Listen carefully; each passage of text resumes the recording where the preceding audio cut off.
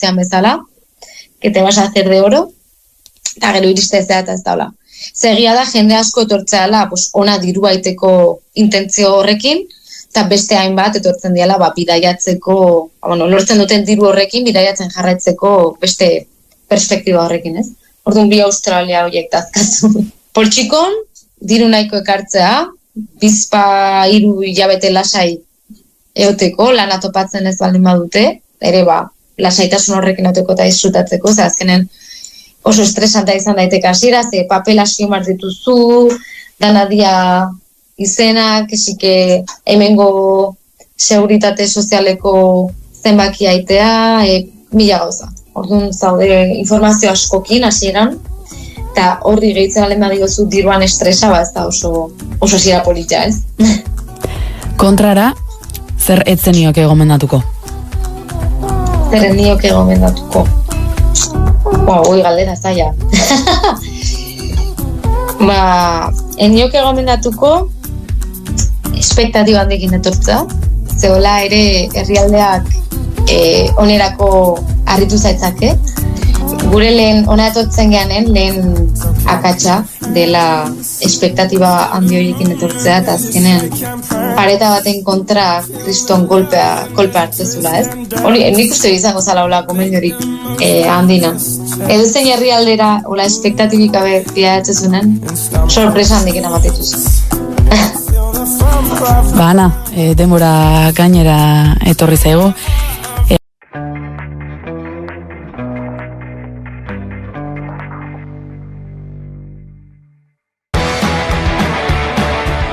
Datorren geltokian transizio energetikoari begira jarriko gara, Gares energia egitasmoaren bitartez. Eta ikusiko dugu nola energiaren hausnarketatik gobernantzaz, elkarlanaz, auzolanaz hitz egin daiteken ere.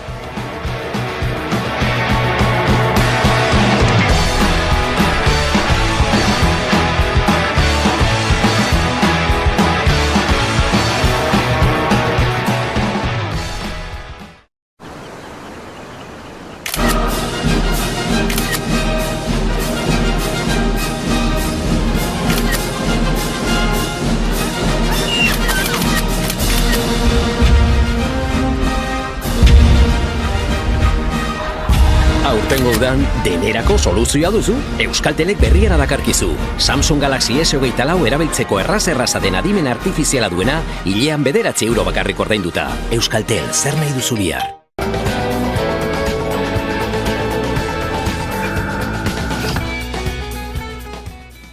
Andere deitu dute, Euskal Herrian topatutako gizaztarnarik zaharrenak izan daitezkenak aurkeztu dituzte gaur Bizkaiko Arkeologia Museoan. Gutxienez, duela 150.000 urte inguruko 18 giza fosil topatu dituzte arkeologoek Karrantzako El Polvorinko ban, eta adituen ustez litekeena da guztiak gizaki bakarrarenak izatea.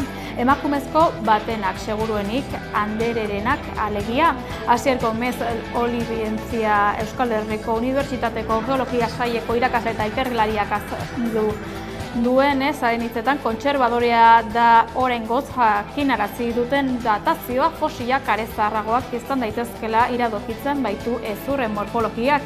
Dioenez, Atapuerkan Sima de los Huesos izeneko gunean topatutako urre neardentalen erradioaren antza du Andereren erradioak ere, eta horren ondorioz 200.000 edo 300.000 ere izan ditzakela uste dute.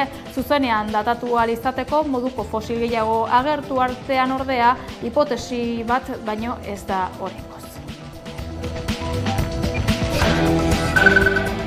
Espetxe zaintzako epaile zentralaren ebazpenaren bitartez baldintzapeko askatasuna eskuratu du Xabier Perez Aldunate iruindarrak etxeratek asteazken honetan jakinarazi duenez.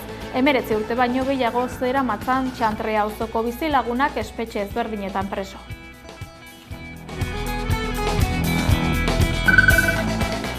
EAJak eta PSEek Eusko Jaurlaritza berria osatzeko akordio programatikoak lortu ondoren, orain bi aldeak gobernu berriaren egitura eta sailburuen izenak negoziatzen ari dira. Sozialistek esana dute 4 sailburu izan nahi dituztela, orain baino bat gehiago, eta Itxaso Atutxa EAJaren Bizkaiburuko batzarreko presidenteak ez dio aukera horri ateak itxi. Badakit beti dagoala kalean zurrumurru hori, ezta? Gauzak egiten dirala alrebez, lehenengo postuak banatu eta gero edukieta arduratu, baina egia esan ez da holan izan, eta atzo bertan barriro batzartu ziren bi taldeak egitura hori aztertzeko. Gehiago edo gitxiago, 2012an Urkullu lehendakariak 3 legealdietan izan dituen gobernutatik lehenengoa eratu ebanean, oso momentu konkretua zan, krisialde batetik urtetzen, edo urten barik gengozan, eta murriztu egin ebazan bai sailburuen ordezkaritzak, ezta? Oraingoan gehiago izatea ala ez, edukien arabera eta eduki horren banaketaren arabera etorreko da. Gehiago izan daitezke, Eusko Jaurlaritzak izan ditu ordezkaritza zabalagoak ere, eta normaltasun osoz. Ez dakigu nino zer gertatuko dan, eta egia da Alderdi Sozialistaren azkenengo hauteskundeetan, hauteskunde autonomikoetan, indala hilabete lortutako emaitzak onak izan zirala, eta hobetu egin ebala bere ordezkaritza, beraz hori ere kontutan izango da. Macronek muturren kontra bozkatzera deitu ditu boto-emaileak. Frantziako presidenteak agerraldi bat egin du asamblearako bozak aurreratu zituenetik lehen aldiz. Frantziako presidenteak argi ikusten du bidea, muturretako 2 blokeak maila berean jarri baititu eta boto-emaileak deitu baititu muturren kontra eta bloke zentral eta demokratikoaren alde bozkatzera.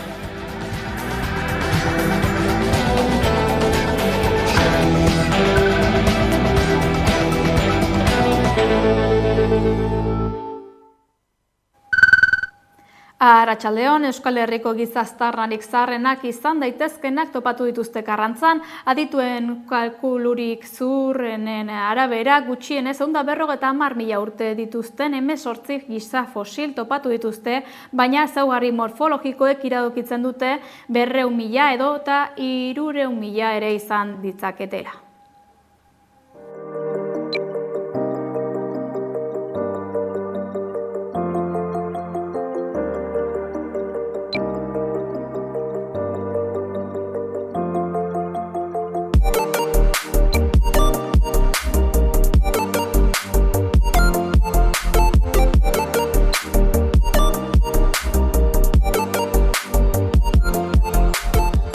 Un hallazgo que sin duda contribuye a completar el relato de quiénes somos y de nuestros y nuestras antepasados, antepasadas.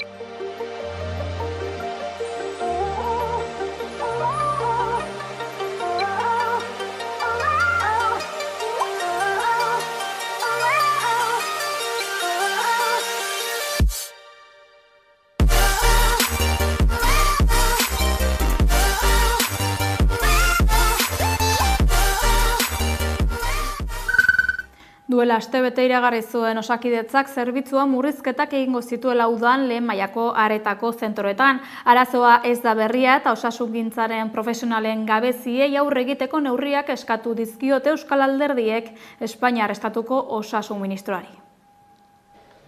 Osasungintzaren profesionalen gabeziari aurre egiteko neurriak har ditzala eskatu diote Euskal Taldeek Espainiar Estatuko osasun ministroari. Udan berezikin nabaritzen den gabezia dela baieztatu du Euskal Herria Bilduko Iñaki Ruiz de Pinedo diputatuak. Arazoaren iturria aurreko hamarkadetan egindako murrizketetan ipini du, eta etorkizunerako profesionalak bermatzeko neurriak aldarrikatu ditu. Pero es necesario ir tomando también soluciones y decisiones urgentes. Los sistemas sanitarios están siendo unos sistemas de quemar profesionales. Y eso será una de las primeras cuestiones a las que hay que responder. Hay que retener efectivamente a esos profesionales. Y eso no solamente se hace económicamente, sino creando unas condiciones de trabajo que dignifiquen la profesión. Zentzu berean aritu da Maribel Bakero, EAJko ordezkaria. Profesionalak formatzearen konpetentzia ministerioarena dela baieztatu du. Ministroari ardurak ez hartu izana leporatu dio, eta ezoiko neurriak hartzea aldarrikatu du.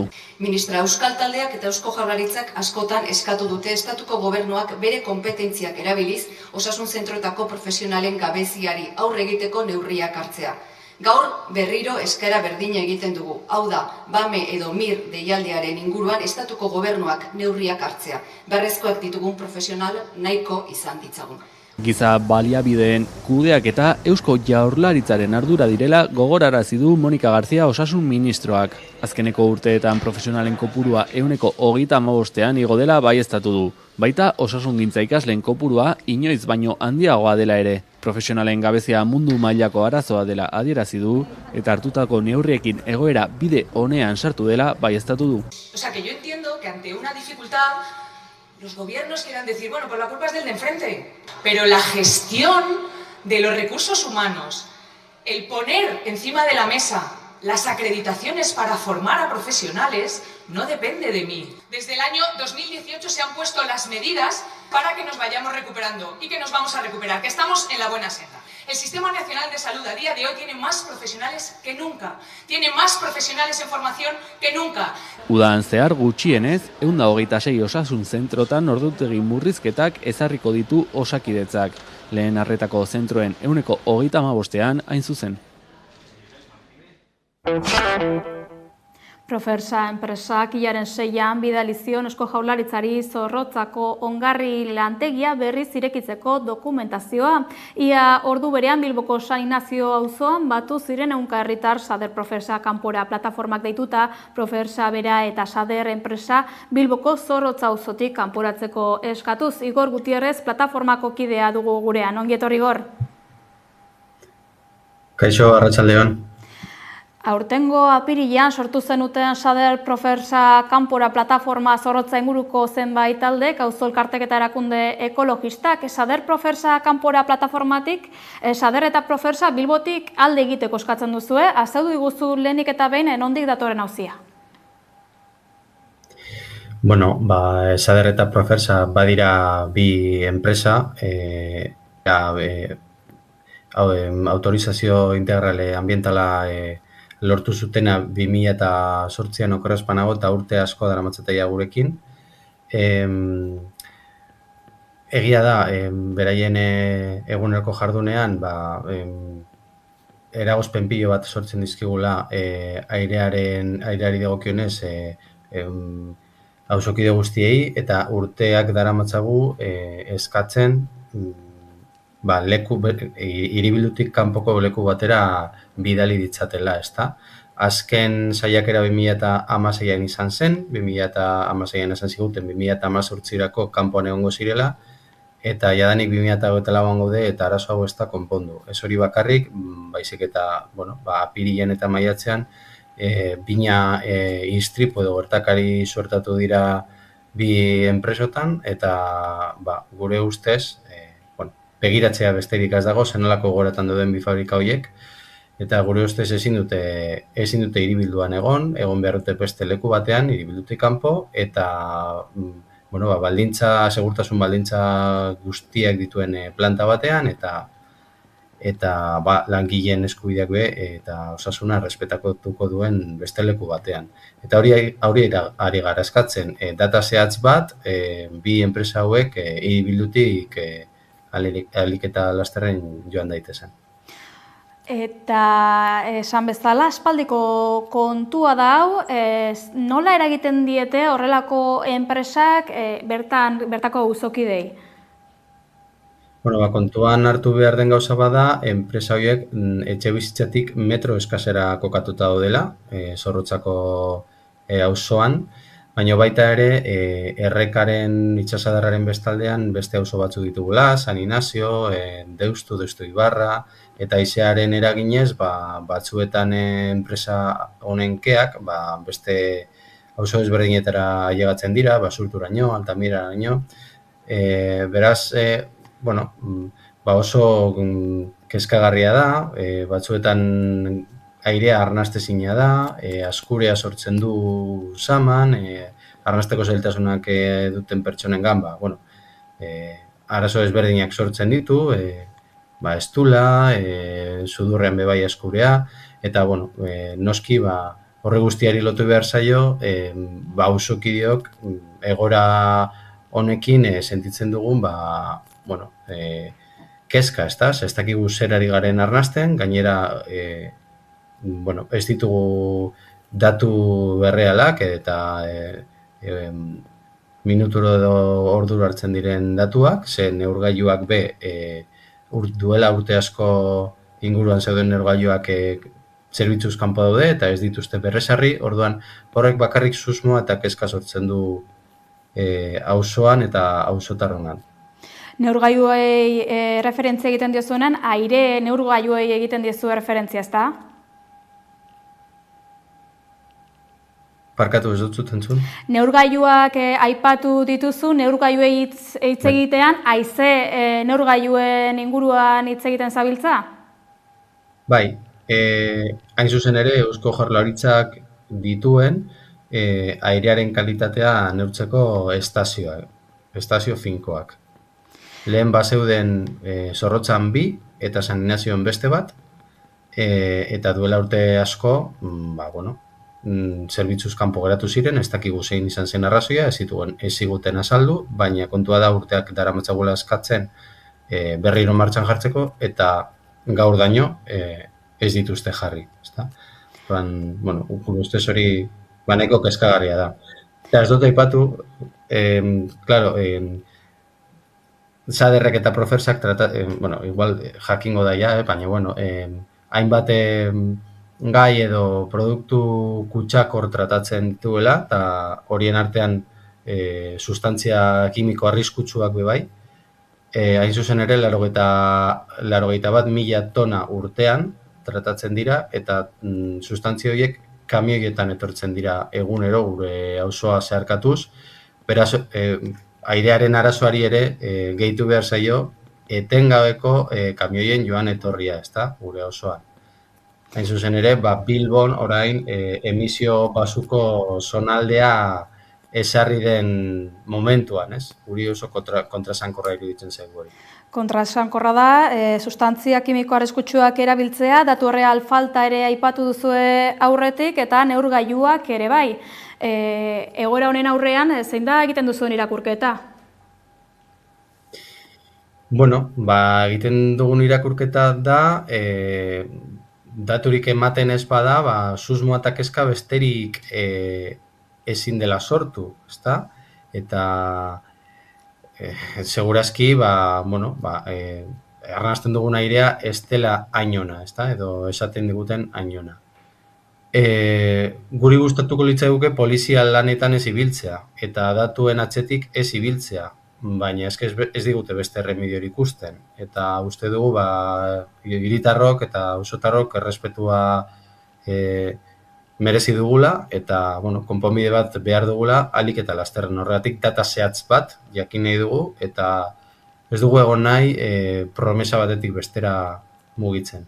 Egoera aldatu ezean, zer egingo duzue?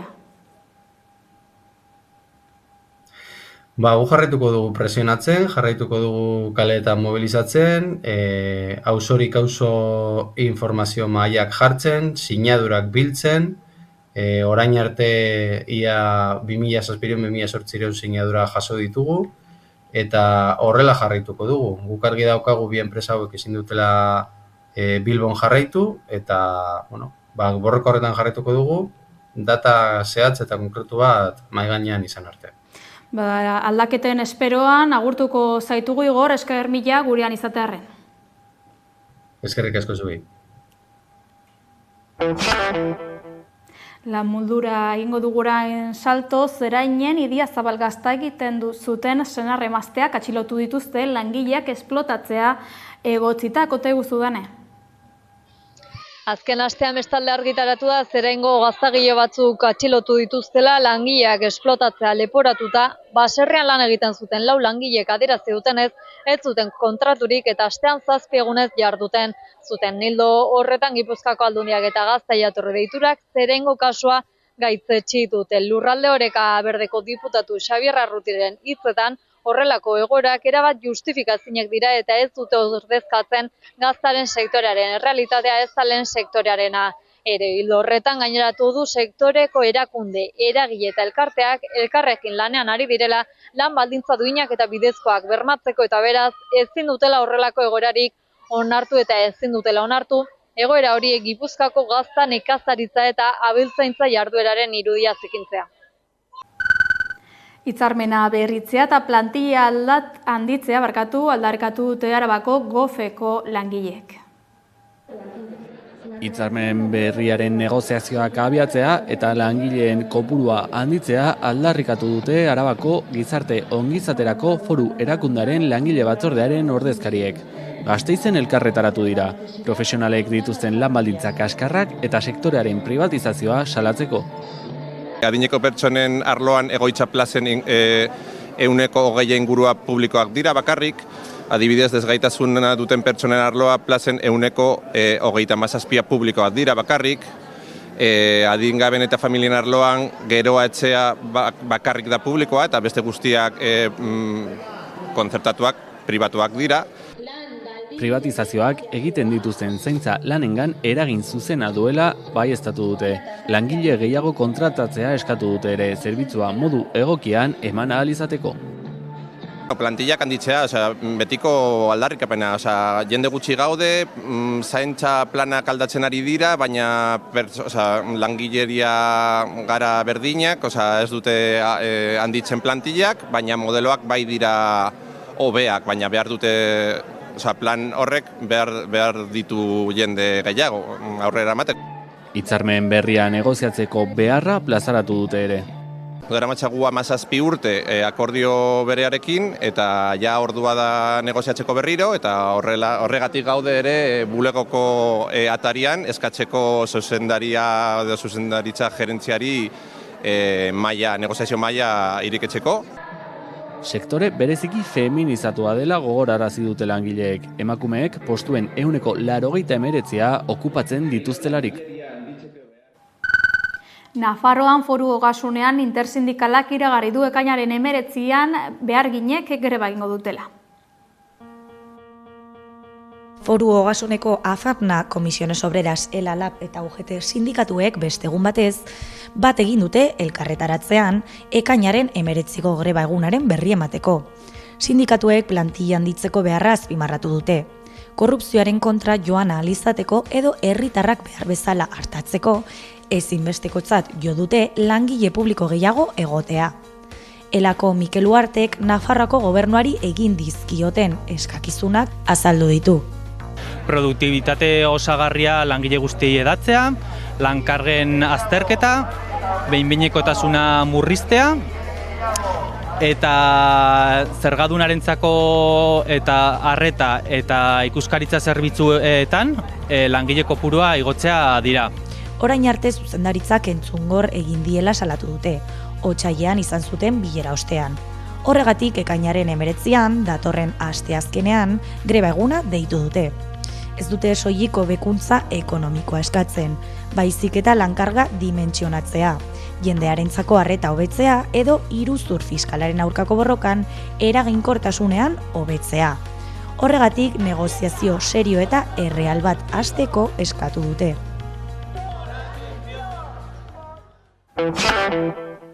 Ekimen berri bat jarri du abian gure eskuk bideo maratoia herri aitortza aldarrikatzeko unea dela uste du eragileak eta hori herri grabatutako bideoen bidez egiteko ekimen parte hartzailea jarri du martxan. Azaldu guzu gehiago udane. Gure eskuk Donostiako bulebarreko kioskoan bagara bideomaratoia aurkeztu du. Euskal Herria erakutsi nahi dute bere osotasunean, Euskal Herriko herriak lotu nahi dituzte, herritarrek beraiek egingo dute bideoa herri bakoitzean, bertako hizkuntza kultura edota burujabetasuna erakusteko asmoz. Bideo honek argia ikusiko du azaroaren 16an, egun horretan zuzenean online ikusteko aukera egongo da, baina presentzialki ere, ordu ezberdinetan, Baionan, Donostian, Gasteizen, Bilbon eta Iruñan izango dira eta egun horretan ekimen kultural ezberdinak ere eskainiko dituzte. Subiranotasuna eta herri edo nazio aitortza erdigunean kokatuz, erregisa koska bat gorago jartzeko lorpen batzuk eskuratzeko unea dela deritzo gure eskuk. Horri erantzun nahi dio herri libre bat kanpainak. Herri bat gara, nazioa, burujabe izateko borondatea duen herria, bere kultura, berezitasun, burujabetza proiektu eta handi egiten gaituen milaka txikitasun egin. 7 lurraldez osatutako herri bat gara, bagara. Bide horretan bagara bideo maratoia aurkeztu berri dute. Euskal Herriaren nondik norakoak zirrikituak eta berezitasunak erakutsi nahi dituzte. Euskal Herriko herriak martxan jarri eta herri bakoitza elkarrekin lotu. Tokian toki, herri bakoitzak haien berezitasunak bilduko ditu bideo batean. Besteak beste, kultura, hizkuntza, burujabetza edo Euskal Herriarekiko loturaz edo herriari egiten dion ekarpenaz hitz egingo duen bideoa izango da. Herritarren artean grabatuko da eta herritarrek grabatuko dute. Ilusioa eta sormena oinarri izan da eta elkarlanean beti ere. Gure eskuk dei egin die tokian tokiko eragile talde norbanako eta abarrei. Beraiekin harremanetan jarri eta partekatzeko norberaren herria zerk egiten duen berezi. Denen artean Euskal Herria erakutsi nahi dute herria zarro egoteko. Lan guzti honen emaitza bideo guzti horiek osatuko dute eta hori azaroaren 16an argitaratuko da. Online zuzenean zabalduko dute baina presentzialki ere ordu ezberdinetan Donostian, Baionan, Gasteizen, Bilbon eta Iruñan ekimen kultural ezberdinak eskainiko dituzte.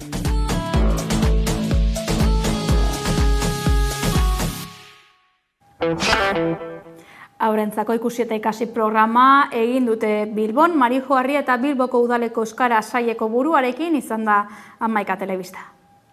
Bueno, ikusi eta ikasi programa nahiko aspaldikoa da Bilbon. Aurten lehen egon gara komentatzen, 21. edizioa da, orain gaur amaituko dana.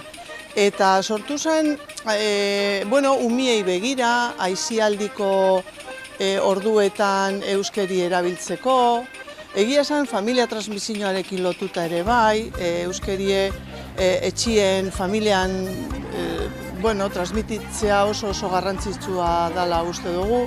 Eta pizka bat hortik, arrakastatxua izan dalako, urterik urtera errepikatu egin dugu, momentuz aurten arte behintzet. Bai, aurten 21. da.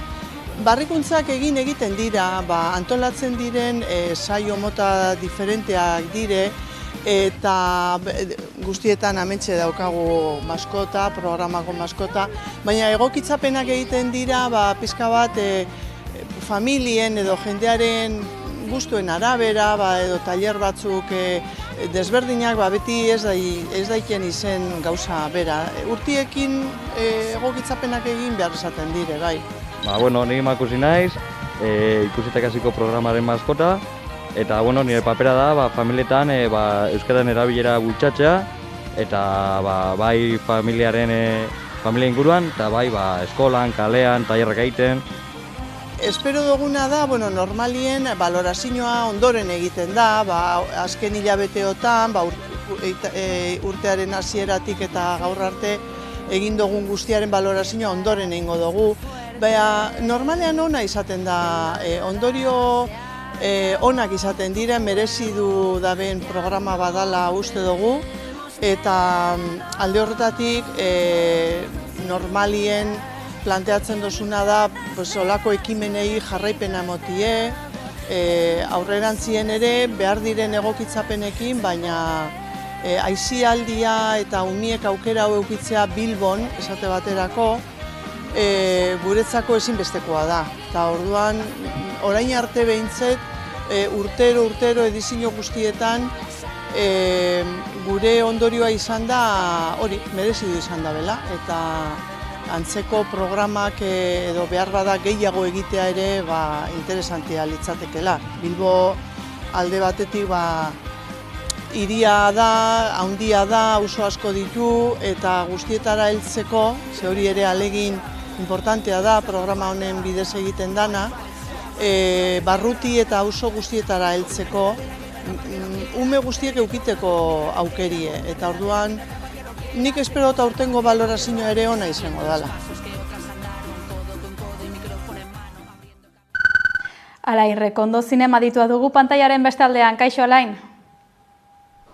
Kaixo, gaurko saioan ditzingo dugu San Juan aurretik ekainean, Leidor aretoan dauzkagun 3 eskaintza artistiko oso interesgarri dianak repasatuko ditugu, hauekin lotu da beste film batzuen gomendioa esango dizuet, eta bueno, aprobetxatuko dugu interes desberdin eskaintzen dituen filmak errepasatzeko. Adibidez, gaur asteazkena 8:00 Zineforum saioa daukagu, egun aldatzen duna, baina ez ordua, 8:00 izango dana, eta El mal no existe bezala itzuli dan filma eskaintzen digu. Ryosuke Hamaguchiren zuzendariaren film berria da, azkeneko urtetan fama handia iraztako japoniar zuzendaria, adibidez Drive My Car izan zen bere azkeneko estreinua, sari asko irabazi zituenak, eta Oscarretako eta horrelako saritan nominatua izan zana, eta kasu honetan orain dela hilabete bat komentatu genuen estreinua zana, orain Leidorren daukagu ikusgai, eta edozein zine zaletuarentzat interes handia duen filma alde batetik kontatzen digu historia rural batean, entorno rural batean, enpresa bat, kanpin bat eraiki nahi duena, eta honek bertako ekosistemarekin nola egiten duen gatazka, ez? Eta alde batetik kritika sozial hori kontatzen digu filma, baina beste aldetik zuzendari honek beti hartzen ditu erabaki artistiko oso arriskutsuak, batez ere narrazioa ez eramaten betiko bidetatik. Orduan, bi alderdi horietan interes handia duen filma. Esan dezela gaur asteazkena, 8:00 Leidorren daukagu ikusgai. Eta gero asteburuan, larunbatean eta astelehenean Hitman filma daukagu ikusteko aukera. Larunbatean gazteleraz eta astelehenean jatorrizko bertsioan, ez? Richard Linklaterren film berria da, bai idatzi eta bai zuzenduta, askotan egin duen bezala. Eta, zuzendari estatuatuarreko zuzendari veterano honen azkeneko filma, komedia munduan dago barne, eta kontatzen digu Gary Johnsonen historia. Gary Johnson benetan existutako pertsonaia da, bera filosofia irakaslea zen, baino bere rato libretan sikario baten papera jokatzen duen, poliziak atxilotzeko aukera emateko sikario hauek kontratatzen duen jendea. Trama oso kuriosoa, komedia puntu handia duena, eta Richard Linklaterren zuzendariak beti ekartzen digu historiak oso ondo narratuta daudenak, eta batez ere pertsonaiak oso ondo idatzita daudenak, ez? Seguru, kasu honetan ere horrela izango dela, eta aprobetxatuz, zuzendari honen filmografia iruditzen zait interes handia duela, eta film asko doze ikusgai, adibidez Boyhood edo Scanner Darkly bezalako filmak, baino nahi nun jarri atentzioa bere trilogia batean, Before trilogia deitzedana, izango ziala Before Sunset, Before Sunrise eta Before Midnight. 3 film desberdin, historia romantiko bat kontatzen, ez? Bikote batena, Celine eta Jesse diela protagonistak, 1985an zuzendutako filmean kontatzen du nola ezagutu zien gau bat pasatzen Bienan, 2005an kontatzen du 10 urte berandugo nola bueltatzen dian berriro egun bat pasatzera, eta gero 2015an estrenatu zen azkeneko filma kontatzen duena zelan bi seme-alaba dituzte eta bikote konsolidatu honen historia nola jarraitu duen. Iruditzen zait trilogia interes handia duena, nahi pertsonaki historia romantiko eta moiozko film gustokoena ditudanak, eta lehenengo partea adibidez Bienan gertatzen da gau oso bat kontatzen, izango zala antes del amanecer bezala itzulitako filma izan zana, eta honek interes handia daukena, eta bikote honek nola ezagutzen dian, eta nola filosofatzen duten, eta nola pasatzen duten gaua, ez? Hortik 10 urte zuzendu zuen bigarrengo partea, fikzioan ere 10 urte igarotzen direla, eta hortik 20 urteta zuzendu zuen 3. partea fikzioan ere, historia hontan ere 20 urte pasa direla. Iruditzen zait oso proposamen polita, eta norbaitek ikusi gabe daudenak oso gomendagarria dena. Eta bukatzeko Leidorreko eskaintzarekin, hurrengo asteko Zineforumean, kasu honetan ostegunean, edukiko dugu Concrete Utopia deituriko Hego-Koreatik datorren filma. Zementuzko utopia bezala itzuliko genuna, eta kasu honetan kontatzen digu fiziozko egoera baten, lurrikara bat Seulko hiria suntsitu duena, kenduta etxe bizitza eraikuntza bat. Eta bertan bizidian jendea erabaki behar du zer egiten duen kanpotik datozen jende guztiarekin. Beraien bizi modua babesteatik burukatu, edo eskuzabalak izan kanpotik datorren jendearekin, ez? Askotan filmografia, egokerako filmografian gertatzen da bezala, fantasiazko edo egoera irrealista bat dan abia puntua hartzen du filma, kontatzeko gatazka sozialak gaur egungorekoak, ez? Batez ere, klase sozial desberdinetako arteko gatazka, eta iruditzait interes handia duen filma, nahiz eta orain dela hilabete asko estrenatu, eta Amazonen adibidez dira eskuragarri eduki, Leidor aretoak gaur datorren astean ekartzen digu Tolosara, eta film oso desberdina, eta debate handia sortzea daukena. Eta horiek gaurko saioko gomendioak. Venga, Azken, bakarrizketa honekin bagoaz informazio gehiagorako badakizu sartu11.eus atarian ongi izan.